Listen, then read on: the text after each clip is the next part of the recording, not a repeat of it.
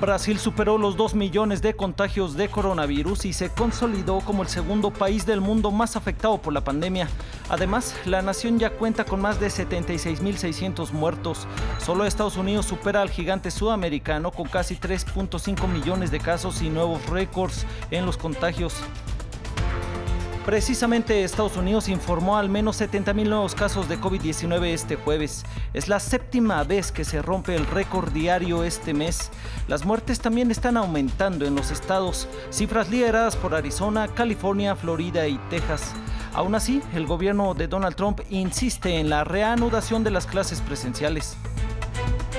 En estos momentos vuela a México el exdirector de Pemex para responder ante la justicia.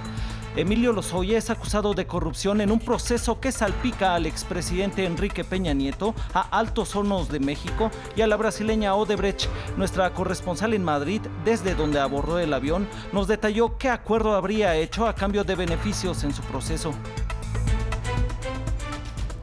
Hola, ¿cómo están? Saludamos con mucho gusto a todos ustedes que nos siguen por la señal de France 24. Mi nombre es Alan Austria y hoy, que es 16 de julio, sean bienvenidos. Muchas gracias por compartir su jueves con nosotros. Empezamos actualizando las cifras globales que deja la pandemia del COVID-19 hasta el momento.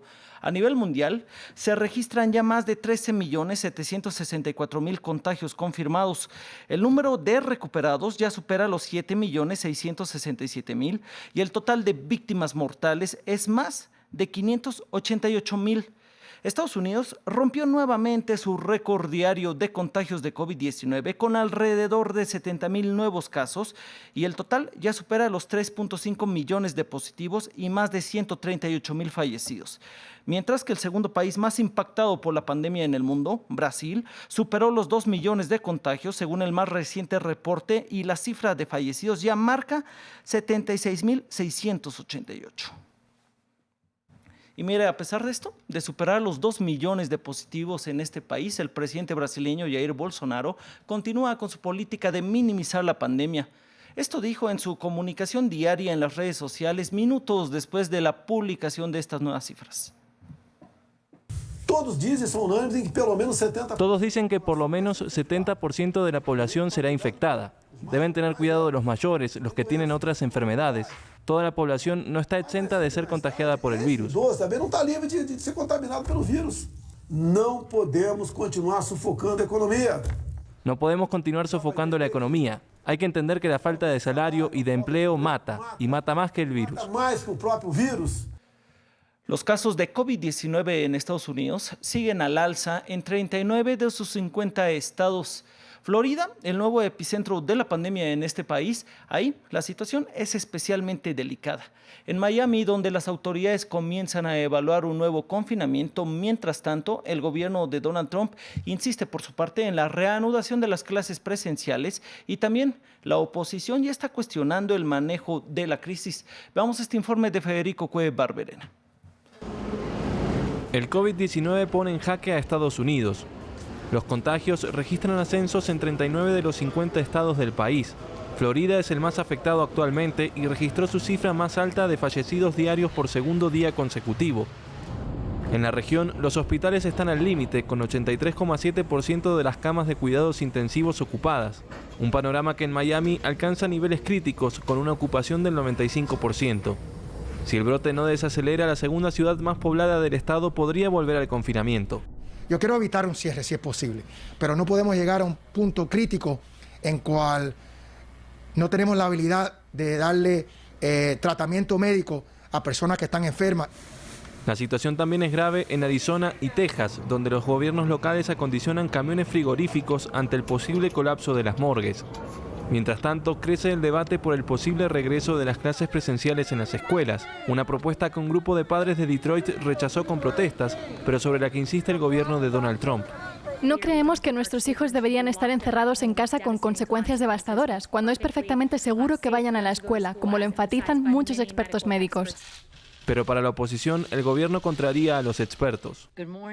El presidente continúa por el camino equivocado y se niega a pedir instrucciones a los científicos, que saben más que ninguno de nosotros.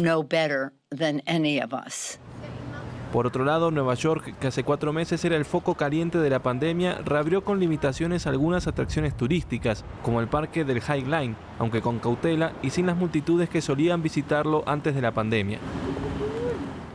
Seguimos en Europa porque España, el país que llegó a ser el epicentro mundial de la pandemia, recordó este jueves a las víctimas del COVID-19.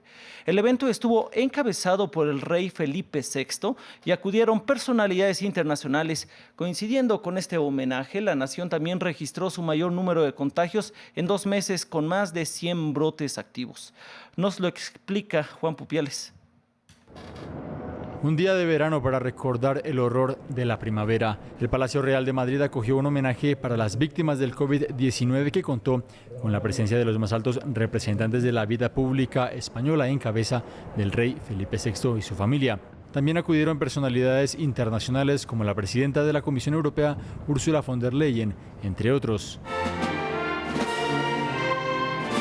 Tapabocas negro y un tono solemne con el recuerdo de los fallecidos por el COVID-19, 28.000 según el cálculo oficial y más de 40.000 teniendo en cuenta la sobremortalidad. Hoy estaba España unida para decirle adiós a los fallecidos y para decirle gracias, inmensamente gracias a quienes nos han ayudado tanto. Mientras transcurría este homenaje, España registró 580 nuevos contagios en las últimas 24 horas, la mayor cifra en 2 meses. Las regiones de Cataluña y Aragón contabilizan la gran parte de esos casos. Ante este escenario, las autoridades de Barcelona, la capital catalana, restringirían actividades de ocio y deporte en grupo. Se estima que en todo el país hay unos 120 brotes activos que llegan en plena temporada estival y con las fronteras abiertas al turismo europeo. Vamos ahora a Francia, donde el uso de las mascarillas en lugares públicos cerrados será obligatorio a partir de la próxima semana. El primer ministro Jean Castex decidió adelantar la medida que estaba programada para el 1 de agosto. Así lo había anunciado el presidente Emmanuel Macron el pasado 14 de julio, pero ante el incremento de contagios, el gobierno decidió adelantar la medida. Castex asegura que usar la mascarilla constituye una estrategia de prevención fundamental dentro de lo que se conoce como gestos de barrera contra el coronavirus. Y la pandemia se desborda en Colombia con niveles nunca vistos en este país, que registró hoy un doble récord, tanto de nuevos contagios en un día como de víctimas mortales. Este jueves las autoridades reportan 8.037 casos y 215 muertos, lo que eleva a 173.206 los positivos y a 6.029 los fallecimientos. Ante estas elevadas cifras, sobre todo en Bogotá, donde el 89,8% de las camas de cuidados intensivos disponibles están ocupadas, la alcaldesa Claudia López aseguró que evaluará si vuelve a decretar una cuarentena total en la ciudad. Desde el lunes, la capital colombiana está en cuarentena, pero escalonada por localidades. Vamos a otros temas, y es que desde Madrid, España, Emilio Lozoya, el exdirector de la petrolera mexicana Pemex, partió rumbo a México a bordo de un avión del gobierno de Andrés Manuel López Obrador para enfrentar a la justicia de su país, que lo acusa de actos de corrupción que podrían salpicar al expresidente Enrique Peña Nieto. Nuestra corresponsal en la capital española, Rosa Pérez, nos detalló cómo fue detenido, de qué se le acusa y qué compromisos habría hecho con las autoridades a cambio de beneficios en su proceso. Finalmente, el Ministerio del Interior de España ha confirmado la entrega del empresario Emilio Lozoya a manos de las autoridades mexicanas en el propio aeropuerto de Madrid, para así hacer efectiva su extradición a México, donde está acusado de corrupción y de fraude a gran escala. Y es que recordemos que el empresario mexicano, el que fuera director general de Pemex, estaba a disposición de la justicia española desde el pasado mes de febrero, cuando fue detenido en Málaga mientras se refugiaba en la villa de un magnate ruso, y fue el pasado 2 de julio cuando la Audiencia Nacional dictaminó su extradición finalmente a México, y fue una sentencia que no se encontró con ningún recurso por ninguna de las dos partes, ya que el propio empresario, el propio Lozoya, había aceptado su extradición en un documento que remitió a finales de junio a la Audiencia Nacional, tras que se le ofreciera por parte de las autoridades mexicanas colaboración con la justicia para así intentar desmantelar otros presuntos implicados en la trama de corrupción.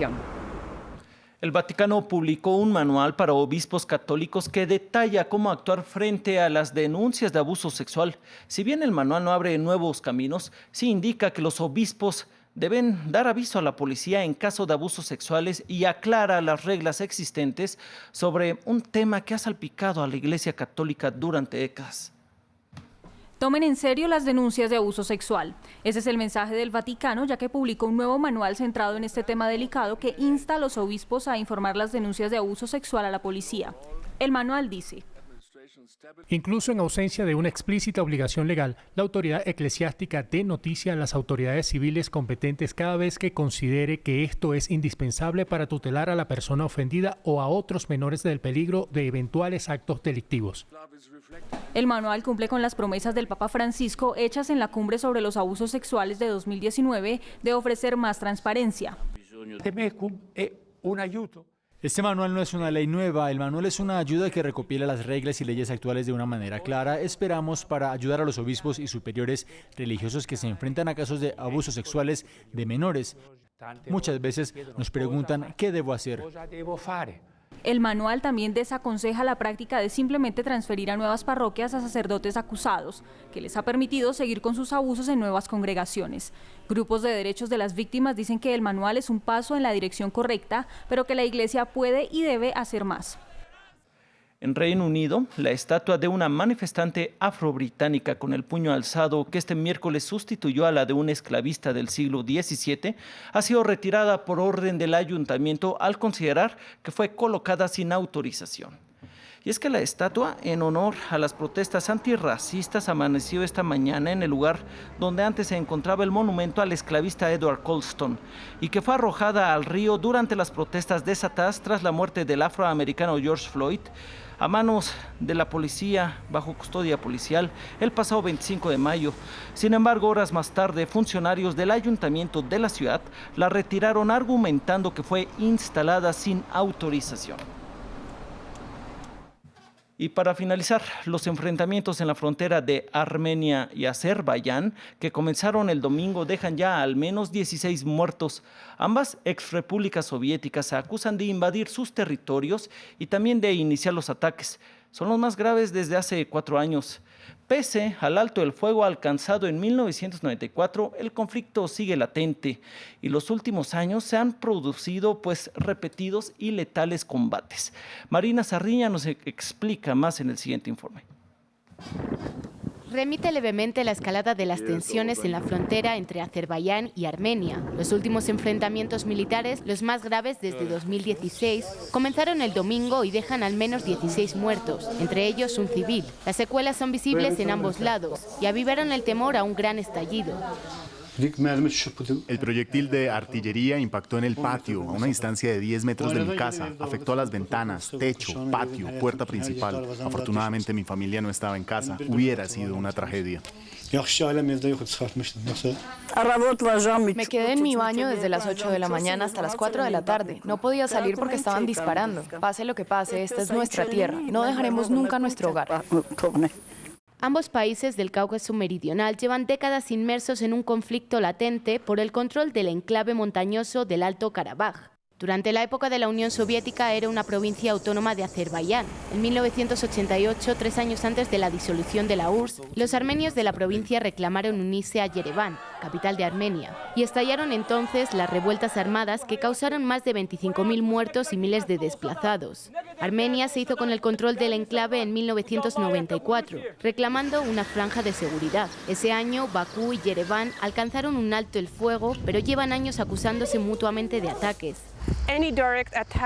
Cualquier ataque directo al territorio de Armenia o Azerbaiyán puede provocar con alta probabilidad la intervención de una de las potencias regionales, en particular Turquía o Rusia.